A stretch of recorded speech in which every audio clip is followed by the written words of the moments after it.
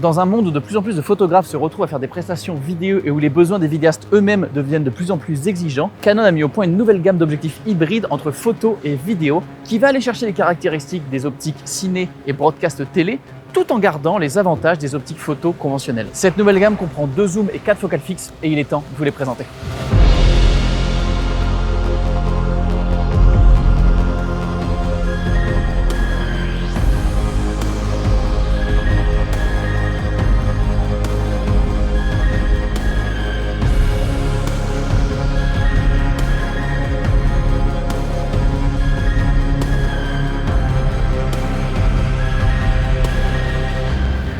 Je m'appelle Charles Chillet, je suis chef-op et réalisateur dans le docu et la pub. Et j'ai aussi une chaîne YouTube de près de 150 000 abonnés où j'apprends aux gens à faire de la vidéo et où je parle de voyage.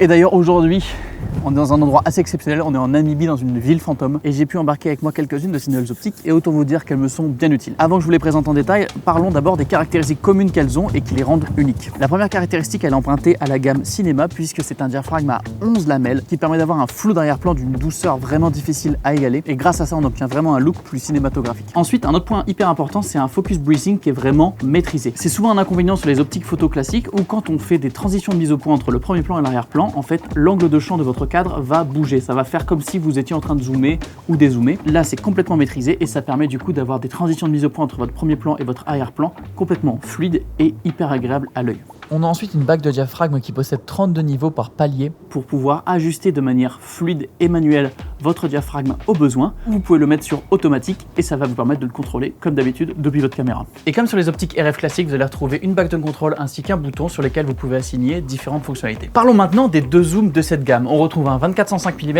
et un 70-200 mm, tous les deux dotés d'une ouverture constante de f2.8 avec un zoom qui est motorisable et portant la lettre Z pour les désigner. Et on commence par le 24-105 mm avec une ouverture constante de f2.8, c'est tout simplement une première mondiale. On n'avait jamais eu d'objectif avec une ouverture constante de f2.8 sur une plage de focale aussi large.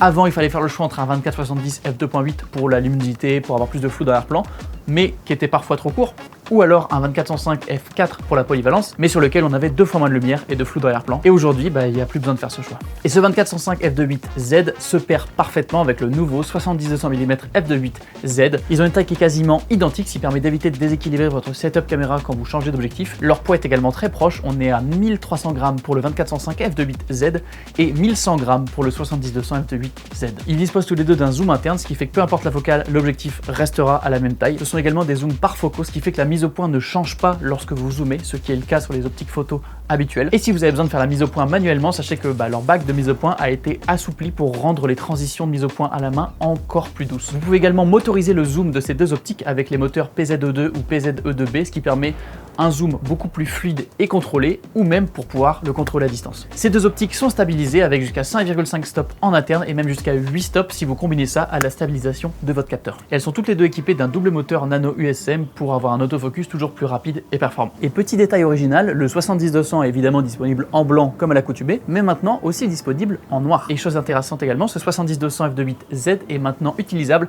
avec les multiplicateurs de focale 1.4 ou 2 fois.